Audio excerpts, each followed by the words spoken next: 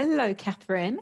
Thank you for joining me today. It'd be great if we just had a quick introduction just about you. We're doing this as part of the venture crawl for those who are exploring entrepreneurship more as an option. And it's great that you're able to join me today. So it would be great to know a little bit about you and to know how it all started and what your business is about. Hi, Marianne. It's a really pleasure to be joining this interview. So, to talk about me, I am a Peruvian. I came from South America to the UK in 2017 to do my second master in international human resource management. I have a degree in business management, and one of my principal passions is to help people to work with people. That's why my career is in HR. But at the same time, my hobby, passion, and something that I will kill for do it, it's dancing. Like I really love to dance. I will be dancing all my life. Since I was a baby, I was dancing, and this is something that it came really strong on me because it's part of my culture. And in Latin America, principally, like dance is part of your roots. So when I started doing my second master degree in business management in the business school at Queen Mary, Yeah. I saw the amazing program that they have for entrepreneurship. So I decided to have this dream that I have in the past and make it happen. And that was to create my own dance group in the UK, in London, about Peruvian folklore and Mhm. using the dance in a way to express your feelings, express your emotions, and to feel better. Because nowadays, well being is so important for people. So, this is a way to feel better, having fun, and doing exercises and learning more things about Peruvian culture, which is a colorful, exotic, something new that maybe no more people know. Okay. So that's what I did, and I started with this amazing idea of ArtPerUK, and that's when ArtPerUK was born. Okay, fantastic. So ArtPerUK. And what does although I appreciate that you probably have a lot of different activities that you do during the day for your business, what does a typical kind of day look like for you? Yes, so in our Peru, we provide Peruvian dance lessons for people. Now with lockdown, we are doing it online, but in the past it was face-to-face classes. We also provide performance, professional performance in different events. So a normal and regular day for me is going to be having a look with the different bureaus in London to check if they have an event that is connected with the well-being or the values that we have in our Peru, to Mhm. be able to make some kind of partnership to promote the Peruvian folklore with them, having some kind of free workshops. For example, now in February we run like 5 events. One with Croydon Libraries, another one with the Anglo-Peruvian Society, then another one with Elephant and Castle Hub Community, and with AMPLA UK, that is the Association of Mother and Parents living in the UK. So I was trying to reach different kind of community groups to provide this way of exercise, but having the cultural rich part of the Peruvian folklore. So Mhm. it was like a win-win solution. They have fun for 40 minutes with me, and at the same time, they are giving me 40 minutes to learn more about the Peruvian culture. And in that way, I am promoting the Peruvian folklore here in the UK. So it was a really good day. So that's more or less my day. I will be looking with some kind of associations to provide events. I'm looking with my team because I have a team of 6 strong women who support me on a voluntary basis. So I will have a look with them. What is the next event that we're going to run? I will talk to my volunteer that actually she's an alumni from Queen Mary from the marketing department and marketing school. And I will look with her what is going to be the strategy, the campaign that we're going to launch on Instagram. And for example, we launch now the face masks that are so important right now with COVID. So we launch this face mask campaign. Great. And then I will be talking maybe with some instructors to see what is going to be the next choreography that we want to launch. Maybe to do like a dance challenge online because that right now is a trend. So that's more or less how it's going to be like a day with the different kind of activities. Yeah, sounds really fun to be working there. Yeah, exactly. And because I suppose when did you start your business exactly? Yeah, so I start, the first lesson was the 16th of May of 2019. It was in the hall of one charity of one of the Peruvian friends that I have. Her name is Giovanna, so I'm really pleased that she helped me with that. And that was the first lesson that we have with around 15 Peruvians who joined for that class. And then, thanks to Queen Mary, we were able to launch like the free open class for all the people. And Yeah. we have around 60 people joining in the sports hall that Queen Mary holds in their campus in Milan. So it was Okay. really good to have Gr- that. Great. So now it's coming up to almost a couple of years, not far off a couple of years that you've been, working on your business. What skills do you feel you've gained along your entrepreneurship journey? I will say that one of the principal things is to be super flexible. Why? Because you can have an idea of how it looks your business, but then when you are actually doing it, you will Yeah. have to maybe do some kind of changes or some kind of tailor to the public or tailor to the kind of response. So, for Mhm. example, I can show you this. I start doing these kind of flyers that I was giving to everyone. It was small, so they can keep it maybe in the wallet or they can put it there. But then they told me, I remember that I received some kind of professional feedback in terms of these kind of things. And they say, no, Katy, you need to do it higher so that people can look at it. And you need to include feedback because the Yeah. feedbacks nowadays is important. The people will Yeah. join a service and they will look for, oh, what is the people saying about that? So I make this. So I switch from this to this when we include like the free word super huge and then feedback from one of the customers saying how Ah. they feel about the experience with pictures so it's more attractive. Mhm. So we put it in the classes so that people can see, and also some gyms or organizations that were offering us the option to put the flyers there. So it was really good. So I think adaptable is something and flexible is something highly important for an entrepreneur. And Mhm. the second one is to have patience, Oh, because I think the journey of any entrepreneur is like a highly difficult one, yeah. especially because of funding, especially because maybe the things can go wrong and not in the way that you want. And you just need to be patient and to have like the consistency and to think about your vision and to know that you just need to keep going. This is going to happen. That's normal. It's not that you are working for a company and they have to sort it out. You are an entrepreneur. You have to sort it out by yourself. So it's just to be consistent with your vision and just keep doing it. And I think the patient will give you that as well. Okay, great. And you've spoken about the skills that you've kind of gained along the way. And I was wondering if you have any particularly big challenges that you've faced while setting up your business. Yes. So one of the principal challenges that I face is about the technique. So the Peruvian folklore has clear steps and you have the technique to use the dance. So when I was teaching that for Peruvians, maybe it was easy because they have some kind of background of how to do it. But then when I start teaching to non-Peruvians, which is the ideal market, so we can expand the Peruvian folklore around the UK, that was the tricky bit because I was, of course, they didn't have the background of the culture, the tradition like we have in Peru when you are dancing all the time in the schools.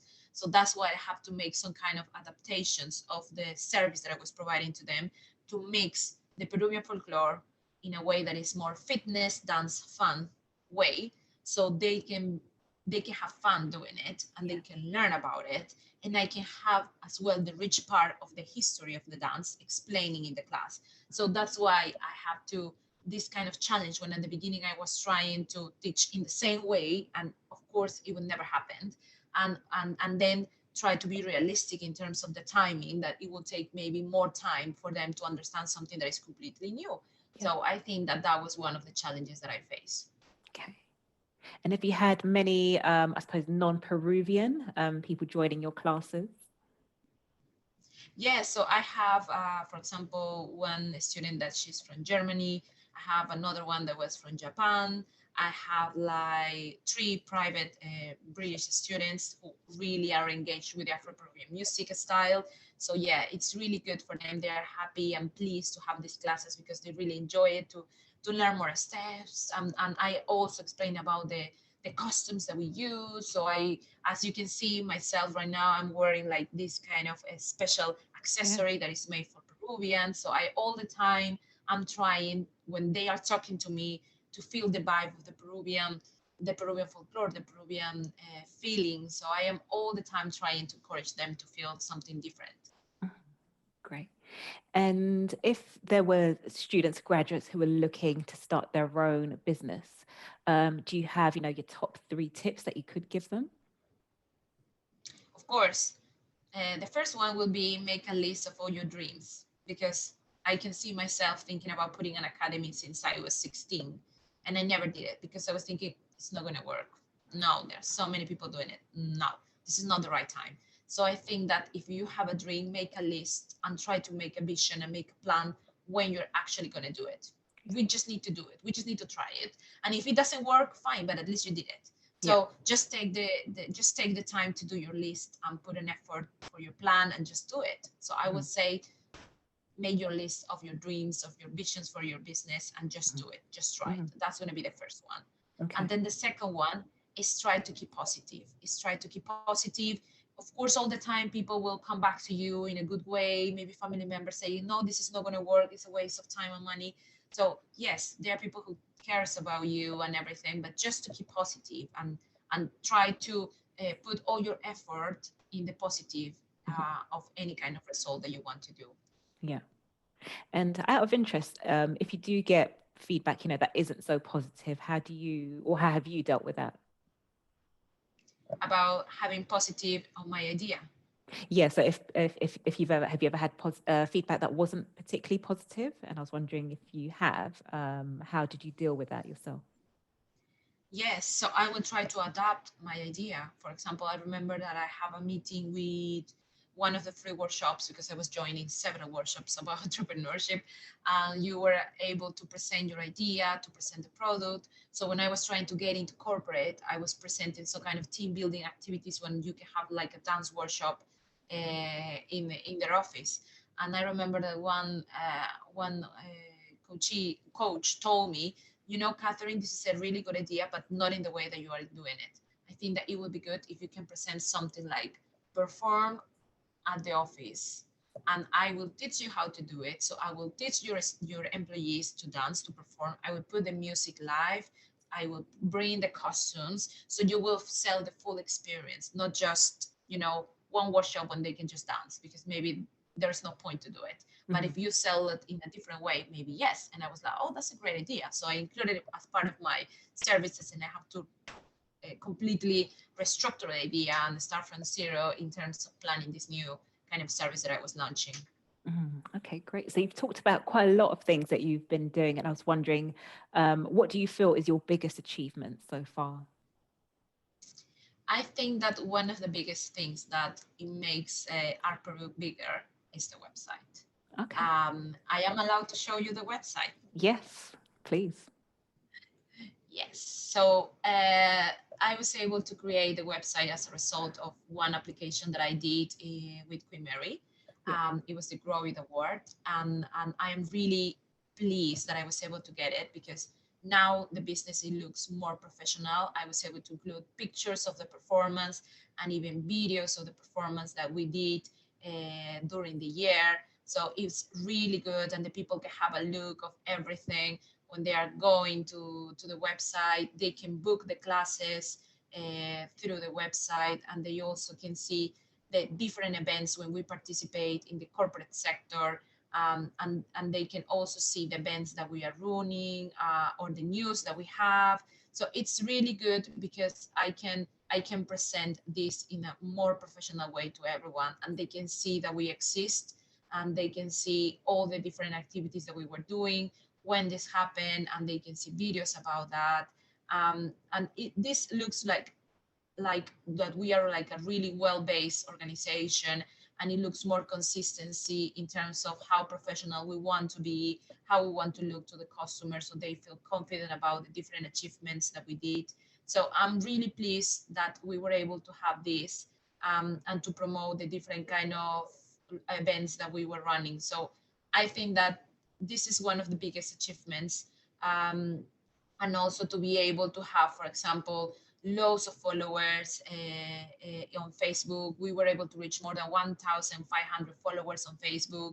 We started with Instagram and we got 600 followers. We were able to run the classes online. So it was like really good to see, to have the support from the community, to have the support of the people, and to be able to reach to different kind of nationalities while we were doing this. So I think that that's one of the biggest achievements. Fantastic. And I've seen on the top of there, it said claim your free class.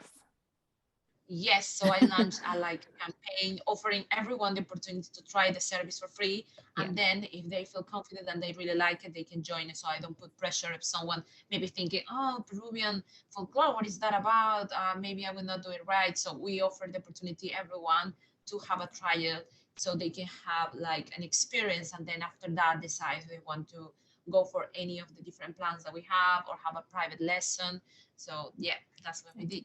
Fantastic. And are there any books, podcasts, or talks that you've gone to, online events, whether they're business related or not, that you could recommend? At the moment, I was joining the different entrepreneurship podcast, and also the Facebook group of British libraries, because they have a strong program of entrepreneurship, and they run workshops for free for anyone, and then provide one-to-one advice with experts in the different boroughs of London. So, for example, I have the support from Sophie in the Croydon borough, which is a lovely woman, and she was in all this time she was with me, like giving me advice and tailoring according to the reality of my geography, because I'm based in Croydon. So it was really good. So I would highly recommend to join the British Libraries Facebook group, and also join the different kind of workshops, podcasts, activities, training, because it's amazing and everything is for free. Okay, fantastic. And what are your future plans? Whoa. So one of my future plans, it's like my new baby that I'm developing. It's to have like a Peruvian folk show when I can present all the different dances to the public. So all this kind of training that I have been doing since May 2019, all these students are ready to perform in public, and I want to have one show where they can show this with all the costumes that I was able to bring from Peru, and that people was actually able to buy for themselves as well. So I want to have the opportunity to put this to the eyes of everyone, and maybe who knows, at Queen Mary University when everything starts, Yeah. so the students can see this and can feel the vibe and can see this as a reality. Mhm. Fantastic. And is there anything else you'd like us to know? If someone wanted to get in touch with you or to contact you, what's the best way to do that? Well, we are on Facebook. They can find us on Facebook typing ArtPerUK, art for art, and Peru for the name of our country, and ending with the K, ArtPerUK. They can find us super easy. We are on Instagram as well. We are on Twitter. And we have a YouTube channel where you can see the different performance or videos of the classes that we are running. So we are able and welcome anyone that can join the classes. Or if you want to have like a free class and have a trial as well, happy to see you in the next class. Fantastic. Thank you so much for your time, Catherine. And we look forward No, to you're hearing more welcome. from you and Art Peruk. Yes, definitely. Thank you. Thank Thank you, you. you for having me. Thank you.